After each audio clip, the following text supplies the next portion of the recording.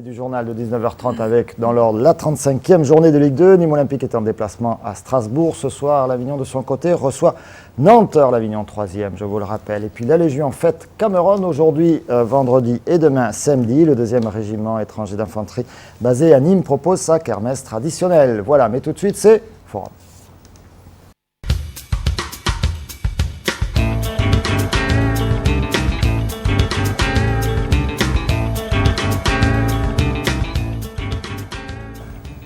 Graines de torero, graines de raseteur, 6e année. C'était important pour nous, bien sûr, de vous présenter l'édition 2010, début des festivités, ce 1er mai, demain, samedi, à Saint-Côme-et-Marvejols, avec un premier graine de torero. Et pour vous présenter tout ça autour de la table, les organisateurs de l'événement. À mes côtés, Brigitte Dubois, présidente de l'école de tauromachie de Nîmes. Et puis, bien sûr, René Abric, le vice-président de Nîmes Métropole, le grand ordonnateur de l'événement. Henri Itier, le président de la Fédération française de course camarguaise. Et puis José Garcia, c'est le spécialiste, lui, des abrivades. Voilà, incollable là-dessus, n'est-ce pas? Et toujours la chemise camarguaise. Hein. Attention, vous verrez tout à l'heure dans le reportage de l'année dernière. C'est très important, la chemise. Allez, moi je vous propose tout de suite, pour bien cadrer, bien situer cet événement, d'écouter le président de Nîmes Métropole, Jean-Paul Fournier, organisateur également, bien sûr, et fondateur avec vous, René Abric, de cet événement. Tout à fait, oui. Nous l'avons rencontré, c'était lundi dernier, à l'occasion justement d'une première présentation de cet événement. On a créé maintenant 6 ans cette manifestation qui a pris de l'ampleur. De graines de torero, on est venu à graines de raseteur, concours d'abrivade et course landaise. Donc c'est vrai qu'on a tout un panel de ce qu'on peut vivre dans notre agglomération en matière culturelle, surtout bien sûr la course camarguaise notamment. Et je le disais tout à l'heure, effectivement, je crois que nos communes sont très attachées et sont enracinées à ces traditions de la Camargue. Et cette année, c'est 17 communes qui recevront graines de torero, 17 communes qui recevront graines de raseteur. Donc ça prouve tout l'intérêt que portent nos maires de ces communes sur ces différentes manifestations. Et la réaction du public, la réaction de la population de Nîmes Métropole, quelle est-elle? Écoutez, alors pour graines de torero, certains maires ne souhaitent pas la mise à mort, donc on en tient compte, bien sûr. Les maires qui ne souhaitent pas devoir tuer un taureau, donc il n'y aura pas de mise à mort. Pour les autres, il y aura mise à mort. Et puis pour graines de raseteur, je crois que là tout le monde est d'accord pour recevoir ce type de manifestation qui est complètement dans les traditions de ces 27 communes que représente l'agglomération de Nîmes Métropole. Ce sont les habitués qui viennent des courses ou ça fait découvrir des nouveaux arrivants? Il y a des nouveaux arrivants, il y a des gens qui sont en vacances par ici et qui viennent voir ce qui se passe dans une arène. Donc, des fois, des réactions un petit peu mitigées sur graines de torero, mais dans l'ensemble, il n'y a pas de rejet. Je crois qu'effectivement, il faut que chacun puisse s'exprimer. Il y a des gens qui n'aiment pas ça, qui n'y viennent pas. Et puis, il y a les amateurs qui viennent. Ça fait aussi découvrir cette culture qui est la nôtre. Et on peut trouver un nouveau public dans la mesure où tous les spectacles sont gratuits.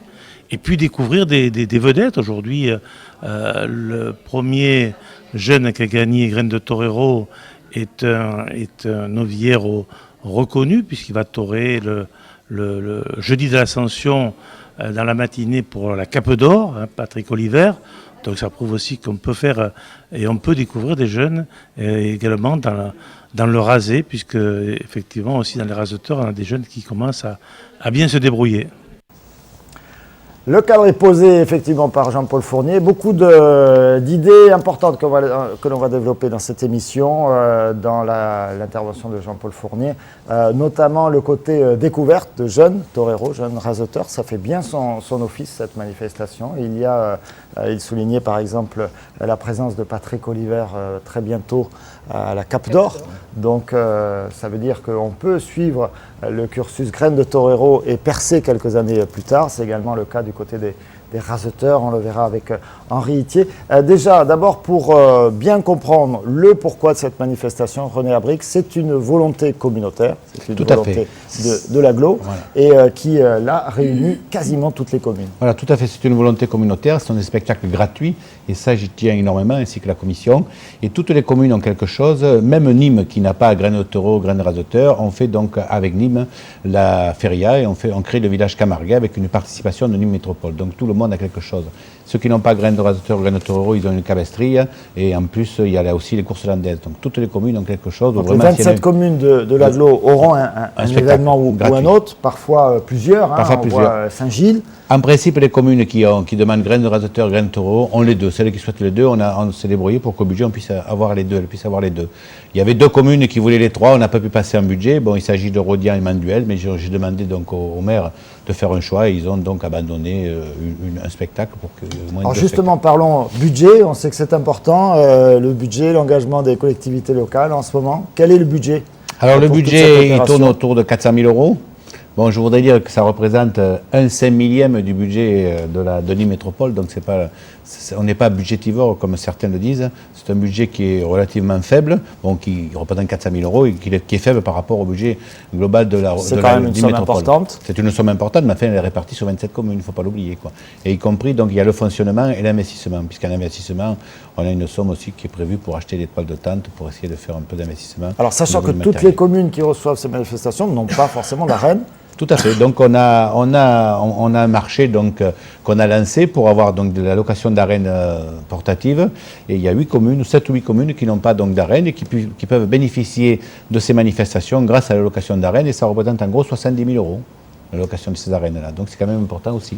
Alors il y a des petites communes comme Saint-Dionisy, comme Langlade, comme Lédenon, comme Dions, comme Saint-Côme qui ne pourraient pas réaliser ces manifestations et qui peuvent les faire grâce à la location de ces arènes. Alors j'ai posé la question, vous avez vu, à Jean-Paul Fournier sur la réaction du public. Alors évidemment, il y a un public qui est passionné par le taureau de façon générale, hein. Et Henri Itier évidemment ne pourra pas me démentir, mais vous avez aussi affaire à des néo-nîmois, des néo-agglos. Est-ce que ceux-là viennent voir ces manifestations, que ce soit côté torero, côté raseteur, René Abric? Alors moi, dans mon village, bon, c'est vrai que c'est un village, nous, où il y a pas mal de personnes qui sont arrivées de l'extérieur, que ce soit donc du Nord ou de la Savoie. Moi, j'ai des adjoints qui sont de Savoie, bon, qui me disent souvent, René, t'es taureau, et il y en a un peu marre. Alors on essaye de faire d'autres manifestations. Donc, ça fait sourire Madame Dubois. L'agglo, oui, parce qu'on a une petite anecdote l'an dernier, là. Donc l'agglo, si vous voulez, fait d'autres manifestations. Il y a les spectacles fédérateurs, il y a le jazz, donc il y a d'autres manifestations qui sont faites exprès pour un peu compenser et pour permettre à ces gens-là, ceux qui n'arrivent pas à aimer les taureaux, mais ils sont rares, hein, parce que je pense que on finit toujours par aimer les taureaux. Je pense que si on arrive à bien expliquer les choses, et que ce soit donc graines de raseteur ou graines de taureau, si on leur explique bien au départ, il ne faut pas les manquer au départ, hein. C'est vrai que la première course, si on les manque, c'est difficile. Mais si on leur explique bien, en principe, les gens acceptent facilement, quoi. On a eu l'exemple l'an dernier où à Langlade, on avait donc le responsable du village senior qui est venu voir un graine de taureau, puis qui a regardé la course toute l'après-midi, et puis lorsqu'on a voulu Branco avec lui, il nous a dit mais qu'est-ce que c'est ça, c'est dramatique et tout. Bon, comme on lui a dit, vous n'êtes pas obligé de rester, hein. Il nous a un peu agressé, quoi. Ah oui, d'accord. Voilà, enfin, il a attendu la fin, hein, quand même. Je l'ai revu il n'y a pas très longtemps et je crois que bon, c'est revenu. Et depuis, il fait toutes les corridas de. Je ne sais pas s'il fera toutes les corridas, mais enfin, il est revenu à de meilleurs sentiments, quoi. Alors, quelque chose qui était évoqué également dans la réaction de Jean-Paul Fournier, c'est pour ce qui est de graines de torero, hein, cette affaire mise à mort, pas mise à mort. Ouais. On sait que la finalité de la corrida, c'est la mise à mort du taureau, il n'y a pas d'ambiguïté là-dessus. Or, dans certaines des manifestations de graines de torero, il n'y aura pas de mise à mort. Tout à fait, parce qu'il y a des communes, bon, je pense que José en parlera, puisqu'Amillo, ils ne font pas de mise à mort, il expliquera pourquoi. Bon, il y a des communes où des maires sont engagés à ne pas faire de mise à mort. Bon, je crois qu'il faut respecter leur choix, hein, donc ils se sont engagés avant les élections, donc ils ne font pas de mise à mort, on respecte leur choix. Mais moi, personnellement, c'est vrai que je le regrette un peu, quoi, parce que bon, pour les élèves, c'est quand même un plus lorsqu'il y a la mise à mort, quoi. Mais donc, nous, on ne peut pas obliger les communes qui ont fait ce choix de faire la mise à mort. À un moment donné, j'avais pensé, moi, essayer un peu de gager un peu les communes qui ne faisaient pas de mise à mort, à dire, ben voilà, ils n'auront pas un deuxième spectacle, quoi, ils auront qu'un spectacle. Mais bon, je ne pense pas qu'il faille faut pas punir, là, faut pas punir, quoi. Mais c'est vrai que bon. Qu'est-ce que ça veut dire à ce moment-là, une corrida, même une becerrade où il n'y a pas de mise à mort, Brigitte Dubois? On fera des becerades sans mise à mort dans les villages où on ne peut pas tuer. Bon, d'un côté, ça nous permet de mettre devant des plus petits taureaux, donc des élèves plus jeunes qui débutent vraiment. Et Bon, ça se défend aussi, mais c'est vrai que c'est dommage pour ceux qui sont au niveau de la mise à mort, de pouvoir passer ce cap, parce que c'est aussi dans ces petits spectacles qui peuvent s'entraîner. Et c'est dommage de ne pas pouvoir les tuer. Sachant que ce sont des noviades non piquées. Hein. Ce sont des noviades non piquées. Et de toute façon, les taureaux vont être tués. Donc, ils ne seront pas tués par les élèves, mais ils seront tués à l'abattoir et ça revient au même. Pour eux, c'est l'aboutissement. Ça revient au même finalement, mais bon, on respecte justement Millau, donc qui fait ce choix. Millau, qui est quand même une terre de tradition, hein, ô combien, qui fait ce choix de la corrida non piquée. Non tuée, pardon. Non tué, oui, parce que monsieur le maire s'était engagé à ne pas faire tuer, donc au niveau des élections, même si aujourd'hui sur Millau, justement, on a une peña Enrique Ponce qui s'est créée et un mouvement au niveau de la tauromachie espagnole qui est en train de monter, avec une population qui est en demande. Alors peut-être dans quelques années, il va changer d'avis pour qu'on puisse peut-être tuer. Alors sachant, hein, René Abric, que de toute façon, ce sont des places, hein, des toutes petites places évidemment, ces communes qui participent, où il n'y a pas de tradition de corrida espagnole, pas forcément. Alors, il y a des communes où il y a bien sûr à Saint-Gilles, bien sûr à Nîmes. Il y a Quessargues, hein, comment... Il y avait Quessargues. Elle est régionale, elle n'est pas dans un village. Hein. La tradition, elle est régionale. Elle est locale, mais une commune peut dire voilà, tout à fait. Bon, il y a des communes. Voilà, bon, mais moi, je n'ai pas trop posé la question à mon village parce que bon, on a décidé de le faire à la ligne. J'ai une personne qui est anti-corrida, c'est ma mère qui est juste à côté. Bon, chaque fois, elle me rentre un peu dedans. Mais moi, je pense qu'il y a des communes quand même où je suis un peu étonné. À l'Anglade, ouais, c'est la maman du maire. Ouais. C'est facile. Je suis un peu surpris, moi, par exemple, des communes comme Quessargues. J'en ai parlé avec Jacques Bécamel. C'est vrai qu'on ne comprend pas qu'ils ne fassent pas donc la mise à mort parce que bon, c'est quand même un berceau de. Ça, c'est par tradition. Là, c'est vrai que je suis un peu surpris. Ouais. Bon, il y a aussi des fois des petits conflits entre clubs taurins aussi, ça arrive aussi. Oui, parfois, voilà, c'est un petit peu compliqué la situation. En fait, je pense qu'on y arrivera. Petit à petit, on devrait y arriver quand même. On devrait y arriver. On va y arriver progressivement, petit à petit. Ben, écoutez, on a fait déjà un premier tour d'horizon. On a encore énormément de choses à découvrir pour bien comprendre cette manifestation. Mais avant d'aborder le détail de Graines de Torero, de Graines de Raseteur, du concours d'Abrivado, je vous propose de marquer une première et très courte pause.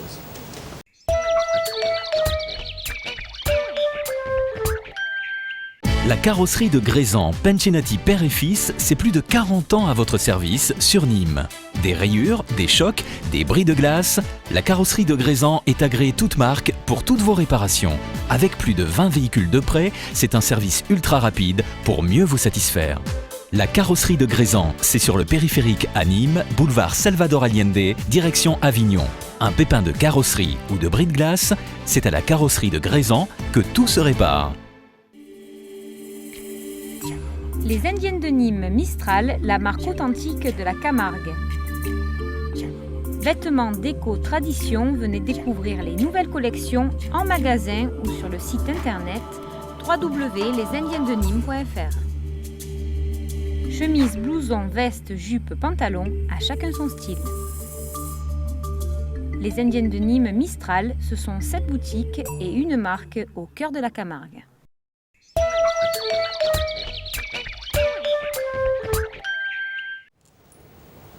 On va décliner plus précisément Graines de Torero. Donc, on va commencer par Graines de Torero cette année, le 1er mai à Saint-Côme. Et puis, tout à l'heure, Jean-Paul Fournier parlait de Patrick Oliver, Patrick Villebrun. On est bien d'accord, donc premier lauréat qui sera présent parce que c'est un nom qui commence à bien marcher hein, en tauromachie. Ouais. Vous pouvez en être fier. Donc, en 2004, il remporte Graines de Torero. Il sera présent à la Noviade à Cap d'Or. La Cap d'Or traditionnelle. Voilà, le matin du seul contre 6 de Sébastien Gastella. Le jeudi de l'Ascension. Alors Patrick Oliver en 2004, Vincent Cardo en 2005. Marc-Antoine Romero. Qui lui est devenu banderillero. Oui. Voilà, comme un peu dans toute sa famille, m'a expliqué Christophe Chez. C'est une tradition familiale. Et puis Thomas Bournel. Et Matteo Roulian. Qui est toujours à vos côtés à l'école taurine. Oui, qui vient nous donner un coup de main, qui vient aider dans les KPA. Il a toujours l'affection, donc... Et puis Matteo Roulian qui continue Mathieu Picard, qui continue son chemin et qui fonctionne aussi très bien. Alors on me l'a annoncé à Grenade et à Cordoue. Oui, tout à fait. Ouais. C'est pas rien quand même. Il fait... Et il est en noviade non piqué. Et Voilà. il sera en novillade appliqué avant la fin de l'année, d'après Christophe Ché. Et puis l'année dernière, Alejandro Rubio. On va, alors, là aussi, hein, c'est un nom hispanisé. Il s'appelle Alexandre. Il s'appelle Alexandre Michon, mais c'est le nom de sa maman, Rubio. Rubio, Donc, voilà, bon, ça tombe très bien. Rubio, c'est blond, non? C'est le blond, oui, mais il n'est Voilà, pas vraiment blanc. Il est complètement brun. On va le découvrir dans ce reportage sur la finale de Graines de Torero à Saint-Gilles. Donc, c'était dernier. en octobre dernier. En octobre dernier. En oui. octobre dernier. Avec, bien sûr, à l'image, Olivier Michel, je vais le dire dans l'ordre, et au commentaire, Christophe. C'est ma 3e année que je suis au centre nîmois. J'ai tué mon premier taureau cette année. Et je vais être torero parce que c'est, je sais pas, c'est quelque chose que j'aime et que moi j'ai découvert il y a peut-être pas longtemps, mais je veux être torero. Il s'appelle Alexandre, a des rêves de taureau plein la tête et vient d'inscrire son nom samedi dernier au palmarès de l'opération Graines de Torero en sortant en triomphe des arènes de Saint-Gilles. En succédant au Patrick Villebrun, Vicente Cardo, Marc-Antoine Romero II, Thomas Bournel et Matteo Julian, Alejandro Rubio a effectué un pas supplémentaire sur le difficile chemin qu'est l'apprentissage du toreo. Moi déjà ça représente beaucoup parce que quand même on est beaucoup d'élèves et avoir remporté c'est vraiment, je suis très content. Mais bon c'est même pas le début quoi, il y a encore du chemin. Devant un premier exemplaire de Fernet doté d'une charge idéale, le Benjamin du Cartel s'est mis en évidence par la personnalité de ses gestes et une évidente envie de bien faire. Parfois mis en difficulté par sa petite taille, l'apprenti noviero a parfaitement su communiquer avec le public et s'adjuger ses faveurs en dépit de ports d'épée peu conventionnels. Pleinement porté par l'enthousiasme du public, ému par cet investissement, Alejandro Rubio a chaque fois ravi l'oreille de ses deux adversaires, y compris devant le 6e exemplaire, dont le port de l'estocada s'avéra plus compliqué.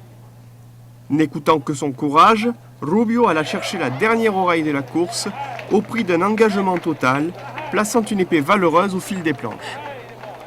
Aux côtés de cette expression de la vaillance, le public a également soutenu Victor Alvarez, qui, face au meilleur lot de l'après-midi, n'a pas totalement répondu à toutes les attentes.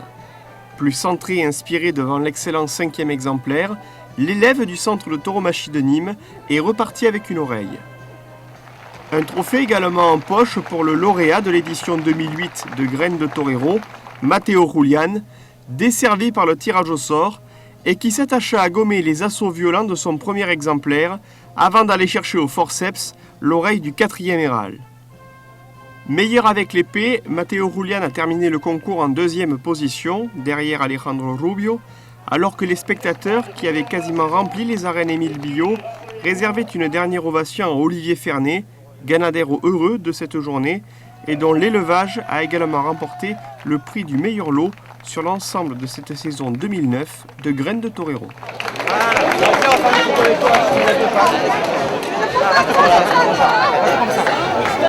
Et la sortie en triomphe, un temps superbe, voilà, c'est bien la finale de Graines de Torero. Ah, c'est superbe, oui, c'est des grands moments. Alors ce qui est important aussi, ça a été dit dans le reportage, c'est que c'est bien pour les éleveurs qu'il y ait cette manifestation, parce que ça leur permet de proposer du bétail et puis de tester également. Ça leur permet, oui, de faire les tientes de sélection des vaches. Et puis, oui, on met en avant les élevages français. On en fait torer, on torait un maximum d'élevage. Et c'est vrai que ça les fait découvrir aussi par le public. Et on se rend compte qu'on a de bons taureaux aussi. 17 manifestations, 17. Donc il n'y a pas 17 éleveurs différents? Ah non. Non, non, il n'y aura pas 17 éleveurs différents, mais dans chaque village, on va essayer de faire... partager. Oui, de les partager. Oui. C'est intéressant. Et puis tous aussi, n'ont pas le potentiel. Effectivement, que Nîmes Métropole s'associe comme ça à l'élevage. Tout à fait. Nous, ce qu'on souhaite, c'est que un maximum d'éleveurs soient pris, quoi. C'est un peu la consigne qu'on discute avec Brigitte, qu'on peut tous les éleveurs soient représentés, quoi. Et ce sont des éleveurs évidemment en priorité de Camargue, de Petite Camargue, bien sûr, qui ont ce type d'élevage, qui ne sont pas forcément dans l'agglomération, mais non, vous êtes parfaitement ouvert, on le verra tout à fait. Même pour d'autres spectacles, on est ouvert aussi à d'autres départements, quoi. Privilégier l'agglomération, mais en étant... Il faut un peu être ouvert un peu à d'autres départements. Ouvert. Les nouveautés, s'il y en a cette année dans Graines de Torero? Saint-Gilles un peu pas vraiment, mais peut-être la noviade qu'on va faire à Saint-Gilles. Saint-Gilles voulait un spectacle un peu plus conséquent, donc nous, ça va nous permettre de faire 2 échanges et entre le budget que nous donnait l'agglo et le budget que nous complétera la ville de Saint-Gilles, on peut monter une noviade complète, donc c'est-à-dire avec 6 novillos, et on rendra comme ça 2 échanges. Donc il y aura Alexandre que les Saint-Gillois souhaitaient, Alejandro Rubio, et deux élèves de 2 écoles de la fédération. Alors ça se fera le 3 juillet. Dans le cadre Voilà, de la feria de la pêche et de Voilà, l'abricot tout à fait. que Saint-Gilles organisait bien. On a eu l'occasion de vous l'expliquer sur cette antenne de Télémiroir cette semaine, avec le lendemain, dimanche, une corrida, avec notamment Julien Miletto et un élevage français, une corrida organisée par Luc Jalabert. Voilà, donc voilà pour l'événement. Premier événement, je le rappelle, le 1er juin à Saint-Côme. Non, 1er mai. 1er mai, pardon, Muguet. j'ai fini Samedi. par me tromper. Donc samedi demain à 16h. Il y aura ensuite Saint-Dionysie. On va vous passer l'affiche le 12 juin. Le 19, ce sera à Garon. Le 26 juin à Quessargues. Saint-Gilles, donc on vient d'en parler. Le 3 juillet.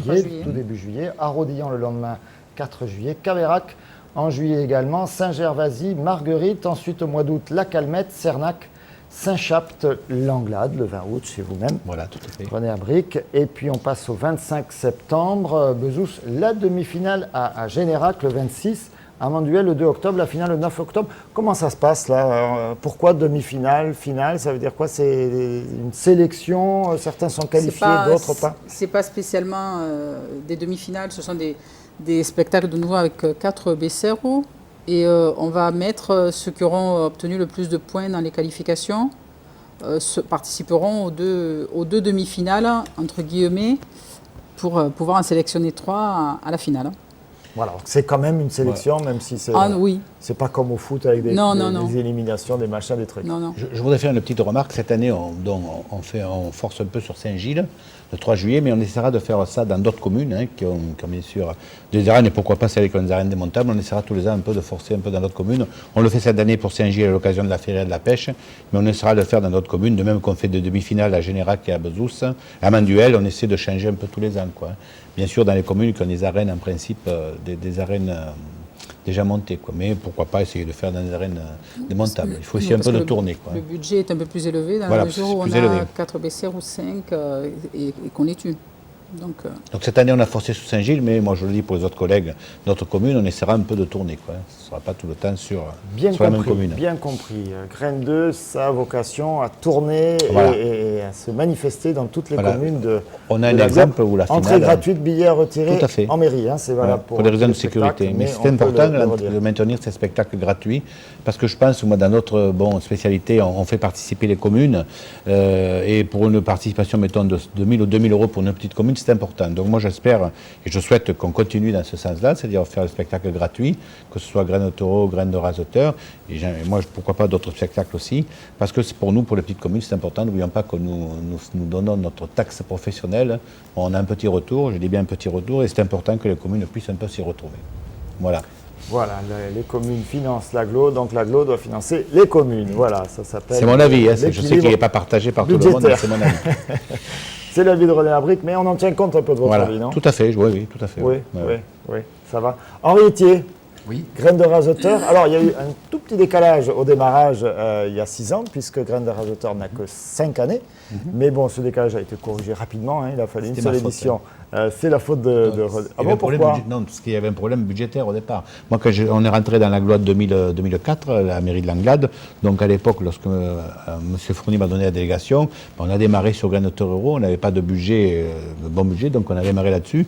Et c'est vrai que moi, qui étais beaucoup plus, course à l'époque camarguaise, course libre, donc j'ai essayé de... Mais la première année, on n'a pas pu, pour des raisons budgétaires, de lancer Graines de raseteur. C'est pour ça qu'il y a un an de retard. Voilà, il y a un an de retard, mais enfin, ce sera vite oublié, voilà, cette année de retard, mais c'est vrai que bon, c'était un peu... La 5e édition également de Graines de raseteur. Alors, moi, je vous propose, pour bien comprendre comment ça fonctionne, de revenir un peu moins d'une année en arrière, puisque là aussi, la finale, ça se déroule à la rentrée, c'était en septembre, je pense. Ça se passait à Marguerite et vous y étiez tous pour vivre le couronnement de Cédric Coulet. Un reportage de Patrick Mallet, évidemment, avec Christian Bérard. Vendredi soir, les arènes de Marguerite avaient une fois de plus mis les petits plats dans les grands pour accueillir la 5e finale 2009 de Graines de Raseteur d'un excellent cru, comme le souligne William Portal. D'abord, on est très heureux d'accueillir cette finale, d'une part. Et ensuite, je crois qu'elle va crescendo. On a vu aujourd'hui la qualité de la première partie de la course. Des jeunes raseteurs qui, ma foi, apprennent leur métier, c'est sûr. Mais dans la difficulté, dans la rationalité. Et je crois qu'il y a adéquation totale au niveau du maintien des traditions et au niveau du rôle qu'on a joué au niveau de notre territoire. Je crois que cette 5e édition est une bonne édition. Voilà. Côté taureau, on notera surtout en première partie celui des Courrèges et également celui de la manade d'Idelot, sans doute le plus spectaculaire de la soirée. En seconde partie, celui de Martigny et pour conclure celui de la manade Brio termineront cette belle soirée de tradition.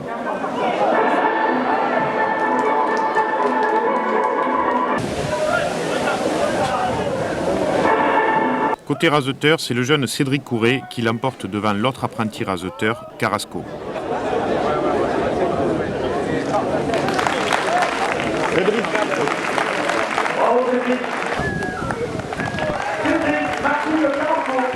Mais tous se seront impliqués de la meilleure des manières qui soit, en frôlant parfois l'accident.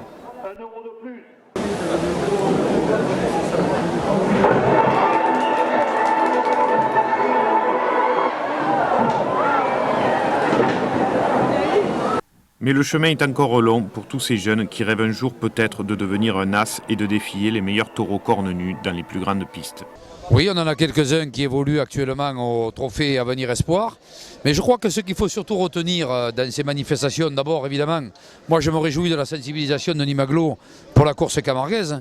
Je crois que ce qu'il faut retenir d'abord, c'est que ça permet à nos jeunes élèves d'évoluer. Ça permet aussi aux éleveurs de pouvoir essayer des taureaux, parce que n'oublions pas que pour sélectionner des taureaux, les éleveurs ont besoin de ce type de course. Un troisième point qui est important à travers l'action de Nîmes Agglo, c'est de mener aussi des arènes dans des endroits où il n'y en a pas, et donc de sensibiliser en même temps cette population nouvelle. Je crois que c'est important, donc on peut se réjouir de cette 5e édition, et encore une fois de plus, nous constatons que Marguerite, les arènes finalement se prêtent à ce type de course. C'est donc une 5e édition anniversaire de qualité, mais qui n'est pas pour René Abric, à l'initiative de l'opération communautaire, une fin en soi, bien au contraire. On en a parlé un petit peu, peut-être que l'année prochaine on verra un peu avec la commission culture et tradition. On avait envisagé pourquoi pas de faire des demi-finales et des finales un peu mixtes entre, comme on l'a fait à l'époque de Chaumel et puis je ne sais plus qui y avait Chaumel et un mix, c'était Nîmes. Peut-être on en a parlé, on essaiera de le faire, on va voir un peu quoi. Mais on va forcer également sur tout ce qui est concours d'abrivade et bandide. Et en Bouvines, quand René Abric est de la partie et que Régine Pascal n'est pas là, tout se termine avec la Coupe au Santo, avec cette année pas le moindre nuage à l'horizon pour cette édition 2009.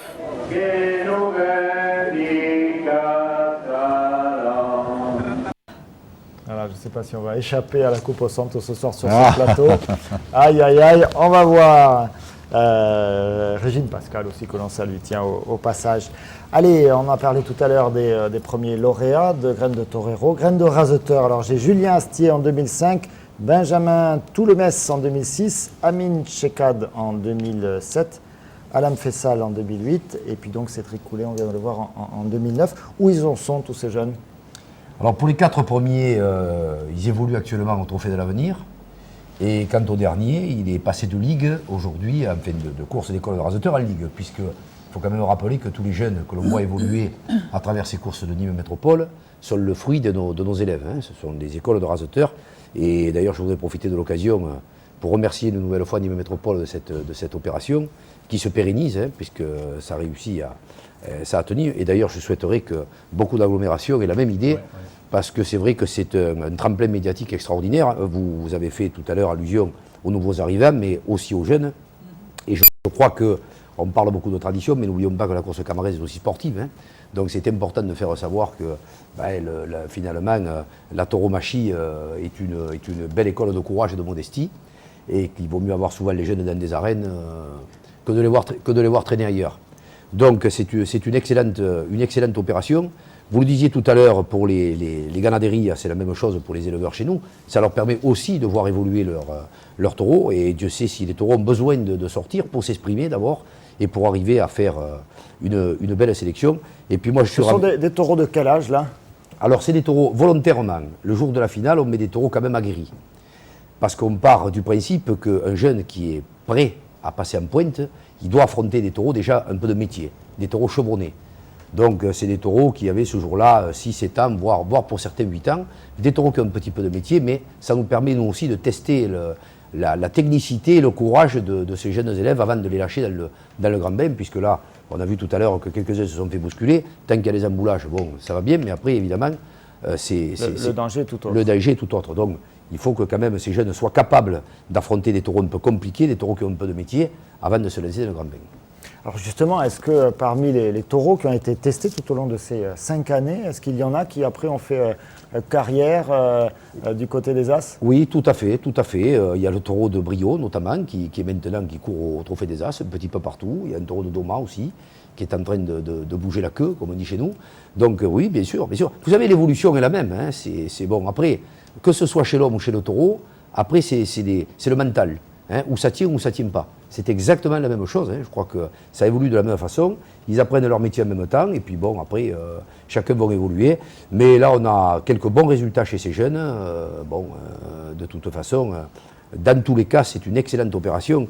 Et René Abric précisait aussi tout à l'heure qu'effectivement, ça permet d'aller dans des communes où il n'y a pas d'arène. Et ça, c'est très important. Et je crois que, je soumets l'idée, hein, je réfléchis un peu à vote, il serait peut-être bien qu'on mette à l'entrée des arènes une espèce qu'on organise un petit sondage pour savoir un petit peu d'où viennent les gens et qu'on puisse faire des statistiques et une vraie synthèse d'ici quelques années pour savoir si vraiment on touche les nouveaux arrivants et voir si ces gens qui sont venus découvrir Graines de Torero ou Graines de Raseteur, et bien après continuent de venir voir un peu ce qui se passe sur des spectacles payants, puisque c'est bien quand même l'objectif, hein, c'est bien de les faire découvrir, de les faire venir aux arènes. Et de fréquenter nos arènes. Sur l'idée que vous émettiez de courses mixtes?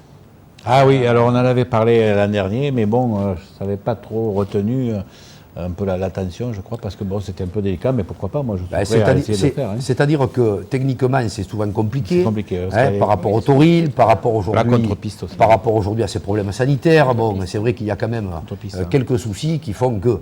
Bon, puis il y a la préparation de la piste, bon, c'est vrai que c'est un peu compliqué. Il faut savoir que pour la piste, par exemple, dans les arènes donc, qui sont montées par la personne qui a donc le marché des arènes, par exemple chez nous, elle est obligée de venir le lendemain ou le soir qu'on a fait Graines de Raseteur pour mettre les buradères pour faire Graines de Torero ou l'inverse. Donc ça nécessite une manipulation entre les deux courses, donc c'est pas facile. Hein. C'est vrai qu'il faut pas pour cette année, mais peut-être encore. Moi, je suis pas. Enfin, moi, je suis partant. Il n'y a aucun souci. Hein, si on peut. Mais ça, allez, on a encore beaucoup de choses à dire, mais le temps passe. On va marquer une courte pause et on revient pour continuer à parler, bien sûr, de Graines 2 et notamment du concours d'Abrivado. C'est un des événements qui est extrêmement couru. Côté homme, côté femme, masculin direct, 25 boulevard Sergent-Trier à Nîmes. Profitez d'une remise de 10% les jeudis 19 et vendredi 20 mars autour de la nouvelle collection Printemps-été 2009. Masculin direct, ouvert tous les jours, du lundi après-midi au jeudi 19h, vendredi et samedi, non-stop de 10h à 19h. On attend quelqu'un ? Oui, la livraison des courses. Alors, je me connecte sur intermarché.com, je donne mon code postal, je parcours tranquillement les rayons, je commande. Ensuite, je choisis le moment de ma livraison et là, il n'y a plus de rupture de la chaîne du froid. Eh bien, je vais chez Intermarché Nîmes-Vacrolles, mais par Internet. Et pour payer ? Bah, la livraison. Justement, si tu pouvais sortir ta carte parce que le monsieur, il attend là. Intermarché.com, simple comme un clic.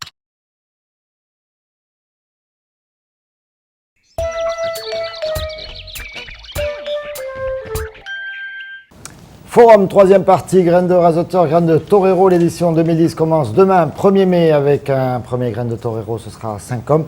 Mais Graines 2, ce n'est pas que des Toreros, des Raseteurs, c'est aussi des Abrivades, avec José Garcia qui est avec nous. Vous êtes le grand organisateur de tout ça, ce sera la 3e année. Hein. La 4e édition. 4e édition, le temps passe. Allez, regardez comment ça fonctionne, toutes les explications précises comme il sait le faire. Olivier Michel pour la finale du concours d'Abrivado 2009. C'est étape, la calmette. La Bourrère, Vidal, Arlatenko, Vassas, Chapelle et la Vistrinck, elles étaient samedi à la Calmette, 6 manades, à participer à la finale du concours d'abrévade de Nîmes Métropole. Et pour prétendre la remporter, il ne suffit pas de bien monter à cheval, de bien négocier les virages ou de bien réemmailler, il faut aussi savoir bien présenter. Les critères de présentation sont bien sûr la tenue, le respect du chapeau, de la chemise sans empiècement, la vraie chemise Camargue, le pantalon en peau de taupe avec le liseré noir sur le côté, également la jupe culotte pour les dames, les chapeaux bien sûr. Au niveau des chevaux, il faut des chevaux de type Camargue, aussi rapprochant le plus possible de leur morphologie, et puis l'arnachement Camargue, bien sûr, la selle, la bride, la martingale et le sédin obligatoire à la présentation. Ce concours vise donc à faire perpétuer les traditions, y compris vestimentaires. Et n'allez surtout pas proposer aux gardiens de troquer leur capéo contre une bombe. Ah, ça, je suis content. Je suis content. Ouf, le port de la bombe, je pense que vous pouvez faire tout le tour de toutes les manades et c'est interdit. Enfin, contre à 100%. Chapeau donc à la manade Arlatenko de Garon qui, non contente de bien présenter, a su bien mener son abrivade, remportant ainsi l'édition 2009. Un beau cadeau d'anniversaire pour le manadier. Ça symbolise quoi pour vous cette victoire? Ouais, un gros travail d'équipe et une satisfaction. Ouais. Et pour en cadeau d'anniversaire, c'est sympa ça, non? Ouais, c'est bien, c'est bien. Ça clôture bien. Vous avez quel âge? 31 ans. Le quatrième tour va être ramaillé. Attention, le tour est parti à droite. Le tour est sorti sur la droite, il va être ramaillé, revient de la finale. Créé en 2007, le concours d'abrivade s'ancre un peu plus dans le territoire de la métropole nîmoise et pourrait bien s'étoffer d'un concours de ferrade et d'olympiade, avec toujours pour leitmotiv celui de perpétuer les traditions camarguaises et de renouveler la fission. Ça suit son cours, hein. Pourquoi c'est à l'Anglade cette année? Une question posée par Olivier Michel qui passait par là, René Abri. Je crois que l'Anglade, pas comme d'autres communes, ça fait 4 ans qu'on le fait, 4 x 3, 12, l'Anglade s'est proposé, il n'y avait pas d'autres communes, donc voilà, il n'y a pas de favoritisme. Personne n'a voulu fâcher René Abri, non, pas du tout, je crois qu'il n'y avait pas de... José nous a appuyé un peu aussi. Bon, non, je crois qu'il n'y a pas de favoritisme. Bon, mais c'est très bien. Demi-finale à Marguerite et à Bouillargues. Attention, 12 septembre et 26 septembre, il n'y a que 3 dates, donc il ne faut pas les rater. Et le 3 octobre pour la finale à l'Anglade. Donc, et vous avez vu, c'est très pointu, très précis. Ça donne un spectacle tout à fait étonnant. Il est vrai que comparé à ce qu'on peut voir lors des fêtes votives ou différentes fêtes de club touring, on demande à ce que les manadiers jouent le jeu sur la tenue, respectent. Et au premier concours à Manduel, première demi-finale, on avait de suite aperçu une volonté, parce que ce jour-là, il n'y a plus de copains et c'est vraiment l'ambition de gagner. Donc on met tous les efforts possibles pour pouvoir gagner, quoi. Donc on a vu, c'est vraiment tout qui est jugé de façon extrêmement précise, on dirait les juges du patinage artistique aux Jeux Olympiques, avec moins de contestation du reste. Ça n'a pas été évident au début parce que les membres du jury sont souvent des personnes volontaires, des personnes qui ont eu monté à cheval ou qui sont passionnées du spectacle de rue. Et c'est vrai qu'à travers ça, le gagnant il va être content et puis celui qui va rester un petit peu... Voilà, comment vous les choisissez, les différentes manades? Alors il faut savoir que les 6 premiers logiquement sont reconduits. C'est un petit peu les 6 premiers de 2009. De 2009. Donc à part la manade Vidal qui n'était pas là le jour du tirage au sort, et c'était un point du règlement qui a été mis cette année. Donc c'est que si la manade n'était pas présente ou le représentant au tirage au sort, il était automatiquement remplacé. Donc il y a eu le cas pour la manade Vidal et la manade Gira. Mais sinon, c'est un petit peu les villages qui proposent les manades. Et puis on fait surtout quelque chose qui est la volonté de M. Abric et de Nîmes Métropole, c'est de ne pas fermer ce concours. Et donc il y a une invitation dans les Bouches-du-Rhône et une invitation qui est faite dans l'Hérault. Ça veut dire qu'il y a une manade des Bouches-du-Rhône, une manade de l'Hérault qui seront présentes. Voilà. Donc à ce concours, la manade Chabalier pour l'Hérault et la manade Chapelle-Albert pour les Bouches-du-Rhône. Alors tiens, on peut les donner, je crois que ça intéressera certaines personnes. Manade Brio pour Marguerite au 12 septembre, manade Vassas, manade Martini, manade des Oliviers, manade Labourère, manade Arlatenko, donc c'est celle qui a gagné l'année dernière, manade de la Vistrinck, et puis à Bouillargues le 26 septembre, il y aura la manade Chabalier, la manade Leron ou Léron? Leron, la manade Chapelle-Albert, la manade du Rousti et également la manade Aubanel. une manade ô combien célèbre en Camargue, la manade Thibaut et la manade des Corrèges. Voilà, donc allez-y, c'est un spectacle vraiment très très beau. Je voudrais apporter une petite précision, je trouve que c'est important, la réglementation qu'ils ont mis en place, parce que Dieu sait si nous avons des soucis avec ces spectacles de rue. Je crois que c'est l'occasion aujourd'hui quand même d'en parler, de le rappeler. Donc évidemment, la tenue est importante, parce que c'est souvent la première approche. On parlait tout à l'heure des nouveaux arrivants. On ne vient pas aux arènes facilement. Par contre, dans la rue, c'est un spectacle gratuit, et les gens viennent. Donc c'est important, on véhicule une image qui souvent, justement, nous fait pas sortir grandi, puisque, comme il le précisait tout à l'heure, c'est pas parfait partout. Et je pense aussi que je voudrais profiter de l'occasion pour rappeler aux organisateurs et aux mairies, puisque certaines ne le font pas toujours, que les manadiers doivent être licenciés. C'est important quand ils sont licenciés à la fédération. C'est la garantie que ces gens sont assurés, qu'ils répondent aux règles sanitaires, etc. Donc je voudrais profiter de l'occasion d'être sur ce plateau, quand même pour le rappeler, parce que n'oublions pas que le préfet est extrêmement vigilant là-dessus actuellement. Nous sommes en train d'ailleurs de revoir un petit peu la charte des spectacles de rue. Donc c'est un très beau spectacle quand il est bien fait. Et si l'on veut que ça continue, Dieu sait si sur le plan économique ces spectacles de rue pèsent lourd dans la balance, mais si l'on veut que ça continue, soyons vigilants sur les règles de sécurité, parce qu'on aura un jour un souci, ce sera les assurances. Donc je voulais quand même, une fois de plus, profiter de l'occasion. Alors la bombe, alors ça c'est un débat sur lequel je ne m'aventurerai pas, mais est-ce que la législation est susceptible d'évoluer? Alors, ceci étant, il y a 500 traumatismes crâniens par an, nous sommes la seule forme d'équitation actuellement qui exerçons sans protection. Alors, je ne suis pas, évidemment, je ne défends pas la bombe particulièrement, mais je crois qu'il faut que l'on commence un petit peu à anticiper et réfléchir, parce qu'encore une fois de plus, ce sera un problème d'assurance. Le jour où les assurances fermeront les robinets en disant si vous n'avez pas une protection, la bombe, quelque chose. Mais voilà, est-ce qu'on pourra continuer?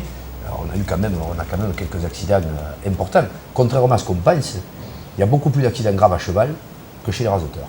Que chez les raseteurs? Ah oui, complètement. Et qu'est-ce qu'il en est des attrapailles? Est-ce qu'ils sont libres d'agir? Est-ce que ça interagit dans la notation, d'après Olivier Michel, non? Disons que logiquement dans le concours d'attrapaille, il y a beaucoup de concours qui s'effectuaient jusqu'à présent. Il était mal noté, où la manade perdait des points si justement il se faisait attraper un taureau. Sur ce concours-là et ce règlement, la manade ne perd pas de points. Mais par contre, il peut en récupérer si jamais le manadier, avec son travail au fer, ramène correctement le taureau dans la brivade. Et donc c'est une relation, parce qu'on est obligé. On a bien vu à la Calmette que les attrapailles refont et défont les abrivades. Il y a eu un petit peu certaines manades qui ont été un peu moins favorisées que d'autres. Voilà.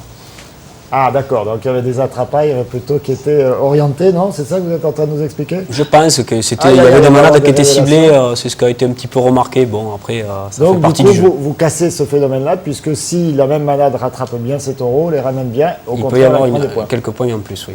Voilà, donc vous avez compris, c'est pas la peine d'essayer de trafiquer l'affaire en faisant venir tous vos copains attrapailles, messieurs des malades, ça marche pas, au contraire, ça se retourne contre vous. Un mot sur la course landaise également, on va envoyer quelques images juste pour vous montrer ce que c'est, parce que c'est ces images qu'on a retrouvées, on les a trouvées à Palavas, figurez-vous, on a des petits problèmes d'archives dans les machines de télémiroir, voilà, mais on vous montre quand même la course landaise. Ça aussi, c'est une volonté. René Abric, on va lui rebrancher son micro. Oui, il est tombé. Voilà, comme ça va être très bien. Donc, de faire découvrir une autre forme de tauromachie. Oui, on va en parler. On en parle maintenant. Oui, donc les courses landaises, c'est vrai qu'à une époque, l'année dernière, on pensait abandonner les courses landaises, puis on s'est aperçu qu'il y avait un certain nombre de communes, il y en a 8 cette année qui souhaitaient les faire, notamment comme Manduel, qui ça fait 3-4 ans qu'ils le font. Alors on a souhaité donc les maintenir. Alors comment sont venues les courses landaises? Moi je suis parti dans un petit village, je l'avais raconté je crois une fois, dans un petit village des Landes qui s'appelle Saint-Louboué, où il y a 400 habitants, avec une arène donc couverte de 1200 places. J'avais été surpris de voir comment ils avaient pu réaliser donc, cette arène. Et on a vu la course landaise, et puis c'était Madame Lalanne qui était donc maire du village, et on a souhaité les faire venir chez nous et pour montrer un peu notre spectacle. Et depuis quelques années, ça fonctionne bien. Et on a donc cette année, on les a maintenus dans 8 communes. 8 communes, donc Rodillan, Pouls, Sainte-Anastasie, Cernac, Redescend, vous les avez à l'image également, les deux noms, Clarensac et Manduel, entre le 16 mai et le 30 août. Voilà un spectacle aussi à ne pas rater, ce sont les courses landaises. Est-ce qu'on va également faire quelques courses camarguaises là-bas dans les Landes? On a essayé, on y est allé déjà, oui. Alors là aussi, bon, il y a souvent des problèmes techniques qui se posent, ils ont des planches beaucoup plus hautes, etc. Les arènes ne sont pas toujours... Il faudrait adapter à chaque fois les arènes, c'est compliqué. Adapter, oui. mais c'est vrai qu'on a déjà fait quelques déplacements. Je voudrais quand même souligner que la course landaise est aussi un beau spectacle. Hein. Bon, évidemment, il faut maîtriser la technique. Et quand on ne la maîtrise pas, on trouve le spectacle souvent un peu long. Un peu répétitif parfois. Un peu répétitif, il faut comprendre comme souvent. Oui. Les écarteurs sont des types courageux parce qu'il y a aussi des chocs très violents quand ils se font attraper. Et bon, ça nécessite aussi de la connaissance. Il y a beaucoup d'affection dans les Landes. Hein. Tout à fait. Ouais, vous pouvez aussi le préciser, il y a une activité certes qui est moins importante que la nôtre, mais il y a beaucoup d'affection. Et beaucoup de tauromachie espagnole, bien sûr, dans les Landes, quelques grandes places. Dans la petite arène de Saint-Louboué, Gérard Barberac avait été raseté à une époque, lorsqu'il était en activité. Alors, Graine de Torero, Graine de Raseteur, c'est aussi l'occasion pour un artiste local de s'afficher et de réaliser l'affiche. Claude Viala, quand même, en 2004, pour la première, on ne vous a pas ressorti toutes les images. Michel Tombereau, Michel Gilles, le regretté Michel Gilles et le regretté Jacques Gord, c'était en 2008. José Pérez en 2007. Albert Martin, on l'a vu tout à l'heure à l'image dans Graine de Torero en 2009. Et puis cette année, c'est Laurent Arpinon, avec cette image que vous découvrez derrière moi. Je vous cite simplement Laurent Arpinon avant d'envoyer le reportage. Le collage, puisque c'est la technique qu'il a utilisée, ce sont ses termes. Il désacralise le dessin par son déchirement. Il est un formidable espace de liberté, de jeu, de droit à l'erreur. Passage de l'abstraction à la figure, du détail au général. On écoute Laurent Arpinon. Pour un artiste nîmois, faire une affiche avec des taureaux, finalement, c'est un truc assez classique. C'est à la fois assez classique, mais c'est aussi une jolie pression parce que c'est une manifestation qui commence à prendre de l'ampleur et le visuel c'est assez important. Donc là, oui, je suis à la fois ravi, enchanté, j'avais un peu la pression. Bon, apparemment, ça se passe bien, donc ça va. Quel est le parti pris? Des couleurs, des hommes, des taureaux qui bondissent? Le parti pris, à la base, c'est un collage. Donc je travaille beaucoup sur les couleurs. En fait, je n'étais pas trop parti sur une thème, on va dire, dans l'illustration même. C'était plutôt partir sur, on va dire, une allégorie globale de la corrida. Donc à savoir, bon, les éléments principaux qui sont le taureau et on va dire les toreros. Mais après, c'était essayer de faire un montage qui rappelle l'arène et de par les couleurs assez vives, on va dire tout le côté un peu panache et authentique de la corrida. Et pour les raseteurs? Et pour les raseteurs, alors là, c'est assez rigolo parce que j'avais pas trop travaillé cette thématique. J'étais plus parti sur une idée d'envolée. En ayant quand même assisté à des courses camarguaises, ce qui me plaisait, c'était le parti de l'envolée. Voilà, la continuité entre le taureau et le raseteur et cette idée un peu d'élévation. Donc je suis parti dans ce point de vue.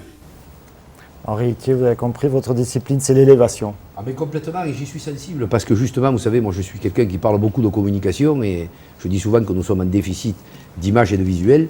Et là, c'est important parce que ça oblige un petit peu justement les artistes à s'intéresser à notre discipline. La corrida ne souffre pas de ce problème. Hein, manque d'artistes, non. Mais nous, c'est vrai que ça manque. Claude Viala aime beaucoup la course camarguaise. Oui, tout à fait, mais c'est important pour nous qu'une fois dans l'année, il se penche un petit peu sur notre discipline. Une fois dans l'année. Il n'exagère pas un peu des fois. Calimero Henri Itier avec nous sur ce plateau. On a fait également donc, une peinture, un collage pour le concours d'Abrivard Bandide cette année également par Laurent Arpinon. Voilà, on découvrira l'image une autre fois. Là, je l'ai laissé dans l'ordinateur. René Abric, qu'est-ce qu'on peut dire de plus? Inviter tous les Nîmois, néo-Nîmois, futurs Nîmois. Moi, je crois qu'il faut que tout le monde participe, touristes. Toutes les communes, et comme on dit chez nous, à l'Anquevin, c'est des Gampamaï et c'est Gampamain. Vous connaissez ça, non? Je l'entends souvent, mais il va nous le dire en... À l'Anquevin, c'est Gampamaï et c'est Gampamain. Et qui veut dire? Si nous ne sommes pas plus, que nous soyons pas moins. Voilà. Voilà. À l'an prochain. Voilà, à l'Anquevin. Écoutez, on va déjà vivre cette année. Pleinement, complètement, Graine de Torero, Graine de Raseteur, vous l'avez noté, ça démarre à partir du 1er mai. La finale, la dernière, ce sera celle de Graine de Torero, ce sera le 9 octobre. Une petite dernière, si vous permettez. On organise également des cabestries dans certaines communes. Donc je voudrais les citer parce que les maires que j'avais rencontrés ne savaient pas... cabestrie, en un mot, qu'est-ce que c'est? C'est donc une abrivade avec tour espagnol. Voilà. Donc avec les cabestres. Donc on l'organise dans des communes comme Cernac, Cabrières, Quessargues, Caveyrac, Saint-Anassadi, Les Denons, Clarensac et Langlade, et on fera une réunion le 12 mai donc pour que ces communes soient informées de la façon dont on va procéder pour ces cabestries. Donc je le dis qu'ils ne soient pas inquiets, ils recevront une convocation pour le 12 mai à 17h30 à l'Aglo. Voilà, des spectacles par dizaines, c'est à partir de demain. Merci à tous les quatre. Merci. Merci, chère présidente, d'être venue jusqu'à nous. Et donc, vous le savez, Télémiroir, bien sûr, la télé partenaire de cette opération, suivra au maximum tous ces événements jusqu'au final, jusqu'à la grande finale de Graines de Torero le 9 octobre. Merci à vous tous d'avoir suivi cette émission. On se retrouve tout de suite pour le journal.